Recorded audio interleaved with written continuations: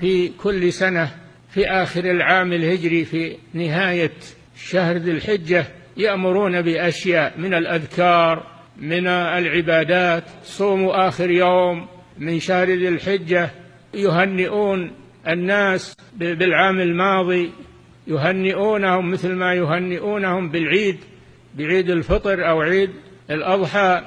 كل هذه ترهات وأباطيل ما أنزل الله بها من سلطان. يرغبون في أشياء في مواسم الخير، يدسون على الناس، يستغلون حرص المسلم على حب الخير، يدسون عليه هذه الأمور. احذروهم وحذروا منهم. إن العام الهجري ليس له خاصية، وليس هو مما جاء في الشرع، إنما هو اصطلح الصحابة عليه